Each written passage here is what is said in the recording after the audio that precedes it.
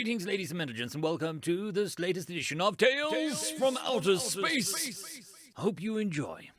Story number 1. Fatal Mistake, written by H2J 1977. Plan Detco, Southern Continent, Contested Zone. The Die Truck commander stood in front of his still combat dirty platoon. Excellent work, everyone. The humans never saw our ambush coming. The first thing first, drink water, he said in command cadence. Second, place your mark on any trophies you acquired and display them in front of you to be catalogued. Commander Feck gave 2 commands in succession to open the ranks of his platoon and to release them to begin the process of marking and displaying their acquisitions.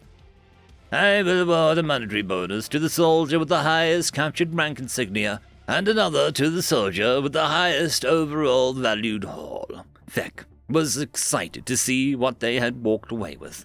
The unit they had ambushed was at least a full platoon, but hadn't fought very well, being easily overrun and driven off. In the human convoy, he had seen soldiers carrying powerful weapons, a few good sets of combat armor, and a couple supply trucks, so the potential was almost limitless. A few more of these types of raids, and he would easily make his next promotion. His secondary eyelids covered almost 3/4 of his eyes in a moment of pleasure before he regained his composure. His troops looked like they had completed marking and arranging their war spoils. Stand at attention, he barked, bringing them back to the military decorum. Stand easy. The troops relaxed, moving their feet apart and clasping their claws hands behind their back, eyes on the commander. Commander Feck marched to the first soldier, on the left in the first row. Describe your acquisitions, Sergeant. The sergeant listed off a combat armor chest piece, 2 human combat rifles, and the rank patches of a captain, a sergeant, and 4 privates. Remarkable work, Sergeant. I am almost certain that you've won the reward for captured rank insignia. The commander moved on down the line, cataloging each troop's captured items, rifles, armor pieces, grenades, and anti-armor weapon. Comms gear that, while valuable, was useless to them because of the humans' encryption systems, and various rank insignia from lieutenant to private. He started down the second row, noting that the sergeant of the squad had only a single grenade and a patch of a private. I'll need to instruct the other sergeants to provide him with some physical encouragement. Squad leaders are held to a higher standard after all. He moved to the next soldier. Your turn, Private. List your acquisitions. Commander Feck didn't expect much from Private Defeckle. He was new and not especially courageous. You'll be very pleased, Commander. I defeated one of their champions. Private Defeckle beamed, proud of his accomplishments in today's battle.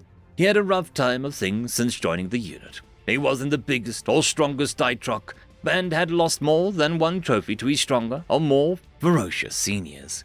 Private, the human forces don't have champions. Have you already forgotten the rank chart that you were instructed to memorize when you were assigned this platoon? No, sir, but they have a special insignia in addition to their rank, which was only sergeant. It was a large and colorful, so I figured that they had to be a champion if they weren't concerned with the camouflage and was specifically marked. Commander Feck had a sick feeling in his stomach. Please, please, please, all the gods of conquest and war, don't let this be what I think it is, he thought to himself. His scaly lips parted slightly, his forked tongue flicking in the air. His mouth had instantly gone completely dry. Show me this insignia, Private. The private reached down and picked up the standard combat helmet. For a moment, Commander Feck felt relief. Perhaps this private really was just stupid and didn't know the basics of human military structure. The private then turned the helmet around, proudly displaying the emblem on the front of it.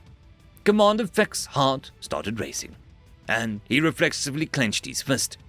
There it was, the white circle with the red plus sign. I'm going to need to instruct the sergeants to do more than a basic corrective training for his squad leader. The private should have known better. Commander Feck stepped into full attention. Sergeant Cookie on me now! The sergeant at the left of the row stopped to attention, took a step forward, turned and marched to the commander, stopped and assumed a position of attention again. His eyes nervous. The nictating membrane started to slide forward. Sergeant, can you explain to me why the private here killed the human medic and took his helmet as a trophy? Sergeant Gookie felt his guts drop down to his deep pit. He was going to lose everything because of this moronic private. He thought for a moment. Had he gone over this?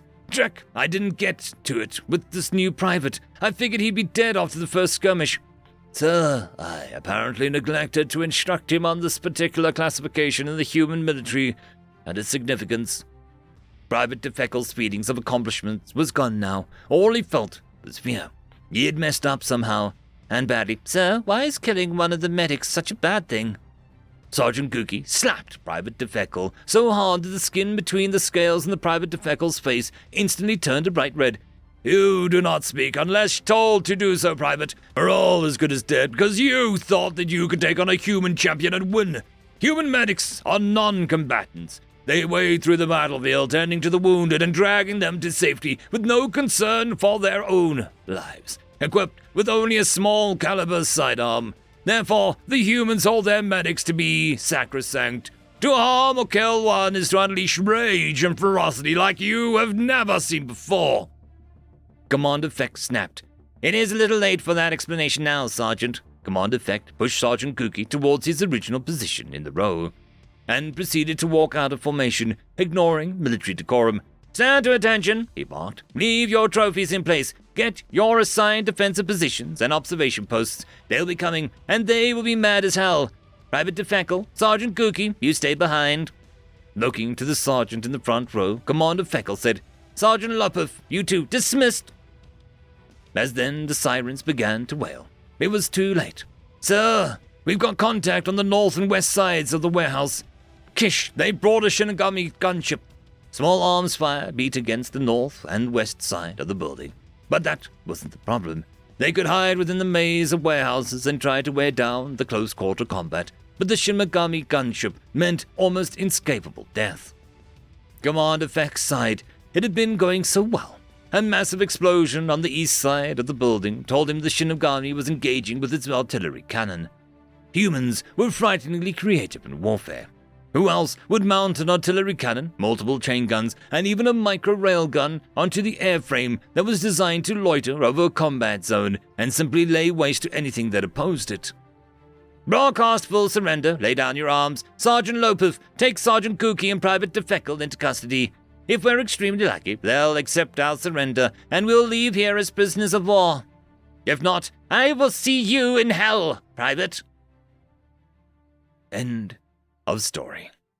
Story number 2. Most powerful species in the galaxy, written by Brewfucker. We are the birds, the most powerful species in the galaxy. Our power reaches all 6 billion stars in the galaxy. Our probes detected an FTL signature in the galaxy's skirts, a world we surveyed millions of years ago without anything of interest. And now, FTL. Even with FTL, the trip would take months. We have prepared a diplomatic mission. We are the most powerful race in the galaxy, but we are not completely tyrants. We only send one armada in case our terms are not reasonable for them. After we left for real space, we found them on a blue planet, 2 space habitats and some spaceships building something. We parked our ships in the shadow of the moon so they couldn't see us, and listened for a few days to give our computers time to decode their language. After days, we salute them. This Ambassador King of the Perts, we came in peace with offers, as my ship orbits the planet. The answer was in our own language. We are human. We are an explorer race, and we just want to know the secrets of the galaxy. We just ask that you leave us alone. That was not an option now. We are not tyrants, but we demand tribute. Most species accept our terms, and those that don't end up doing the same thing in chains. Then our fleet came out of the satellite's shadow. They will now met the most powerful fleet in the entire galaxy and will surely surrender. Then one of the buildings they had lit up, and they had received transmission. The Andromeda and Milky Way fleets are on their way to reinforce your positions. We are the Perts, the most powerful race in the large Magellanic cloud galaxy. The most powerful race in the local group, as they call it. End of story. I would just quickly like to thank the T5 channel members and patrons, Caspar Arnholtz, Cam Maxwell, Barky, It's Difficult to Pronounce, Lord Azrakul, and Arcadian.